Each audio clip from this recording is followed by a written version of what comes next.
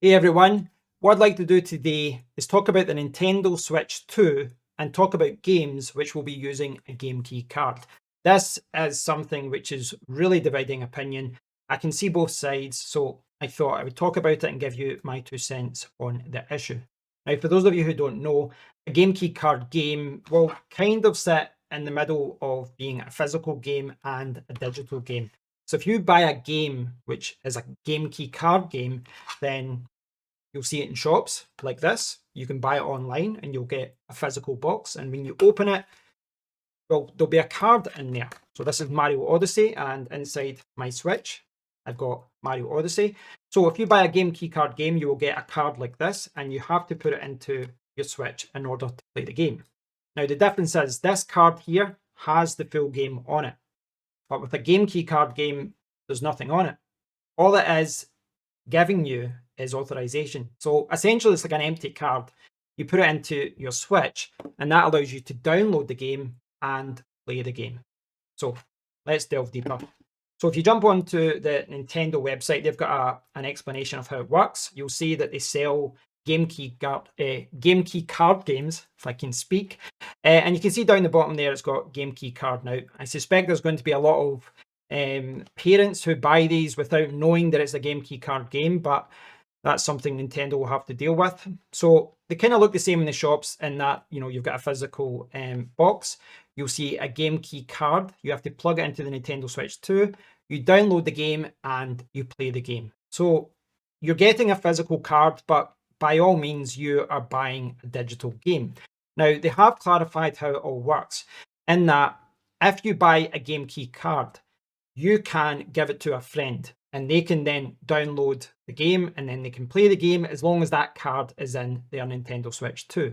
Likewise, you can sell it on. You can sell the game, and that other person who buys the game will have the right to download the game and play the game. So it's kind of sitting in the middle. Because I'm sure you're all aware that when you buy a digital game, you are the only person that can play the game. You cannot lend it to a friend. You cannot sell it on eBay. You cannot sell it online anywhere else. You've got the game and that's it. So that can be quite an expensive way of playing games in many situations, certainly with one player games, because if you spend £40 or something, $40, $50 on a game like this, you can play it for a few weeks, you can complete it, and if you're not playing it anymore, you can sell it on. And that's how gaming has worked for many decades. But with a digital game, you can't do that. So this is kind of sitting in between. And a lot of people are unhappy with it. A lot of people are unhappy with the move to this kind of setup. And I can understand many people's complaints about that. I mean, I've grown up with cartridges and 100% of the game is on the cartridge. But kind of since PlayStation 3 and that kind of era, Xbox 360, etc., whenever you bought a game and you put the DVD or whatever it was, Blu-ray, into the console, you very rarely was it, you were not able to just play the game right away. You had to install the game, and when you did install the game, you then had to download patches and security fixes and other things like that. You had to then download more data.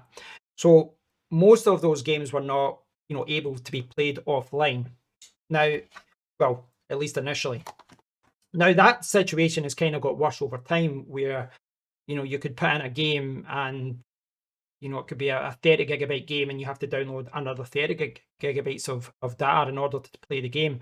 It's a big problem now. And I actually saw some articles about this over the last few days where Microsoft are selling Indiana Jones for the PlayStation 5 and there's only 20 gigabytes of data on the Blu-ray itself, but then the game needs a further 105 gigabyte.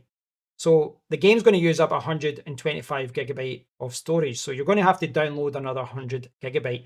So I'm recording this video and talking about Nintendo's two, game key cards, but let's be honest, this is a situation that affects many different platforms.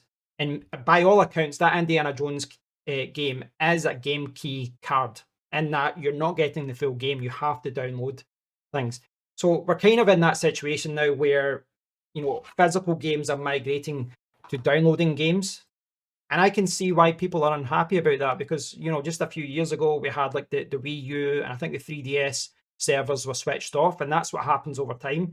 The servers switch off and then you don't have anything left. So it's something that's dividing opinion. I'm someone that can see both sides. I'm a software developer. That's what I do, my day-to-day job. So I understand that sometimes games have to be sent out, maybe for practical reasons, you know, the size of Blu-rays or discs that they, you know, or storage cards, they can't put the full game on it, or they have to wait in order to apply security patches, etc. But it seems to be that, you know, the situations like this where they just don't want to sell the game as multiple discs or multiple cards, they think we'll just let the user download it. Now, there's a lot of people giving their 2 cents on this, you know, talking about, you know, it's not ideal, etc. I don't know. I don't know if we can go back. That's the problem. I don't know if we can. The way that games companies release games, the way they develop games, I'm not sure if you can always get a game that's 100% on the card itself.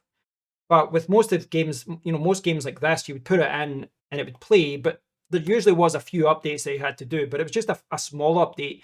But now we're getting to the point where essentially you're buying a digital download when you're buying things like this. So it's hard. It's hard. I think in many respects, I like the fact that Nintendo are offering this. I think it's better than a digital download only. I like the idea that if I buy something, I can still sell it on.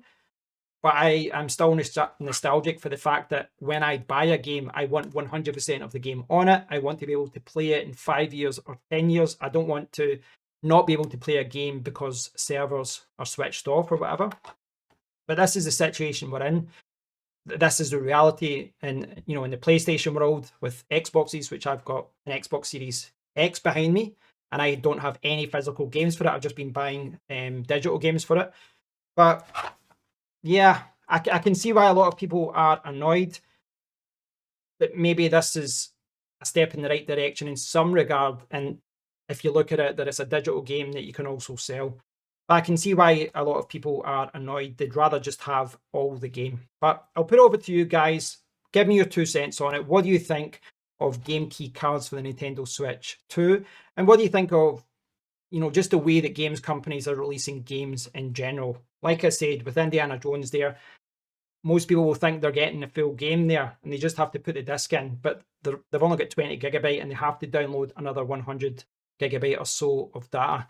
So that just happens to be the way of the world just now. That just happens to be where we are. So I'd love to hear your thoughts on this. If you've enjoyed the video, please give it a thumbs up. Please subscribe to the channel. And as I said, please do leave a comment below and let me know what you think about this situation. Until next time, take care.